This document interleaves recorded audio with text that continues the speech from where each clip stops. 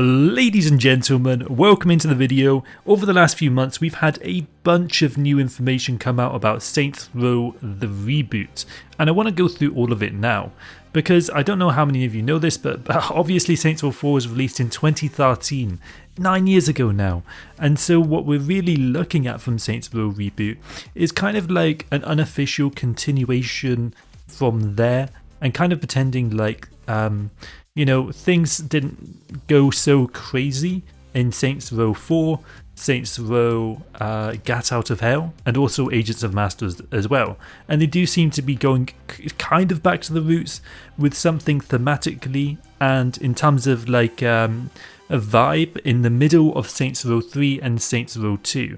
And I'm glad to hear that.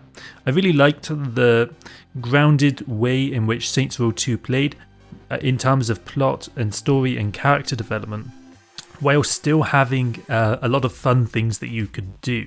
And I enjoyed that combination together working really well, and I'm just hoping that this game can kind of rekindle that magic. So let's really dive into this, because there's so many different details to go through. Of course, first off, it goes without saying, this game releases on PS4, PS5, Xbox One, Xbox Series X and S, and also PC. It's out on August the 23rd, which is actually not that long away, less than 2 months now. Now, what you're watching right now is, of course, gameplay that we've actually had kind of trickle in over the last year now, really. Originally, this game was going to be released in February, but they did decide to, push it back a little bit in order to get some more work done on it. I assume to fix bugs and stuff, in order to make sure it's released in a super polished state, which I'm sure everyone is very happy about. I know I am. I really did want to see this and do want to see this game succeed. One of the main things that we can definitely say Saints Row Reboot is about is criminal ventures. It forms a big part of this game in the form of, as you earn cash, you can actually buy new property, and all of these different criminal ventures each have a different flavour to them. For example, the really cheap criminal venture, I think the beginner one, is like a nuclear dump or something that's radioactive, and obviously you're going to be able to do something with that property, no idea what, but that is the first criminal venture. I believe there's like 17 or something ridiculous. And then on top of that, we of course have 10 side missions and 22 main missions. That may not sound like a lot, but these main missions could have several parts to them, and when you take that into account, the hours definitely will rack up with this game. So I'm not really that concerned about its length being too short as of yet. There's not been any indication really to me that that's the case, as long as the missions last long enough.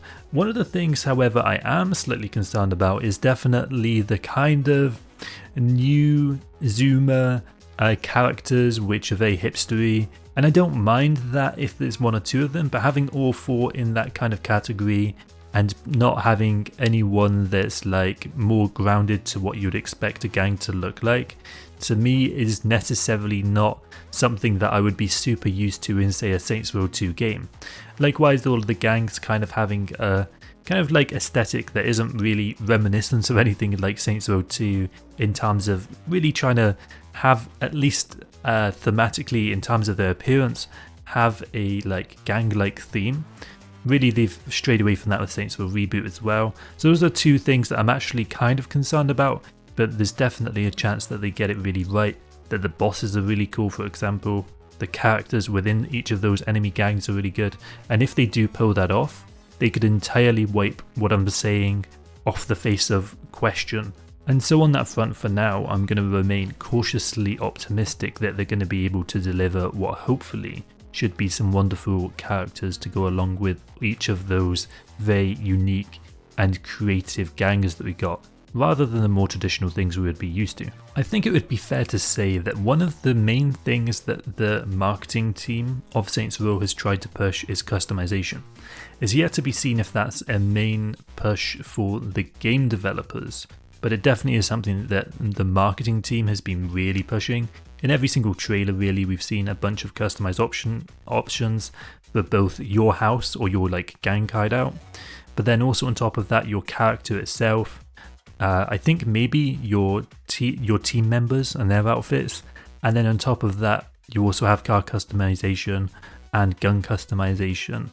And so I don't know how much, again, that's going to be like something that the devs were focused on, because I really hope they were more focused on the gameplay and the story, but we'll see. I don't want to like roast the devs too much for having a lot of customization. It definitely is something that if they can have in the game, go for it. Having a bunch of artists work on like cool skins and stuff, you know, at the end of the day, I'm all for that kind of stuff, and having all of that creative stuff in the game definitely is something that this dev team seems to be about.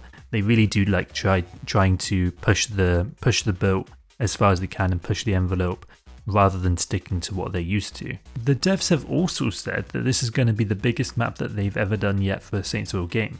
Now, of course, a lot of the middle of the map is actually a lake, and so I'm going to say that the map is going to be of a similar size realistically in terms of travelable area relative to the previous cities.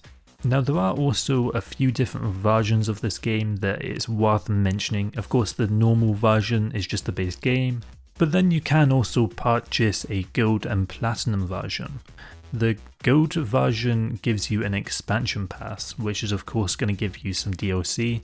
Not entirely sure how much DLC there'll be. Usually it's actually best just to wait and see how much DLC there's going to be before you buy a expansion pass. There is also a pre-order bonus that you can get, which is a selection of stolen neon equipment, including a idle DJ helmet, twinkle bat, and a sandstorm scrambler, which is like a bike. And so nothing too crazy there. I'm excited to see they're not really like trying too hard to push for pre-orders, and they're not like going over the top with it, because definitely that would not be good. I also don't see any indication that this game is going to go super over the top on microtransactions or anything crazy like that, which we definitely have seen studios in general start to push into that territory. I am also happy to say that co-op is coming back. I played all of the Saints Row games in co-op. I'm not a massive fan of single player games for Saints Row, and so I am happy to see the co-op experience come back for Saints Row Rebooted.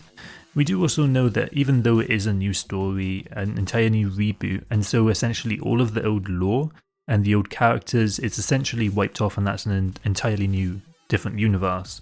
And this one's just basically a fresh restart.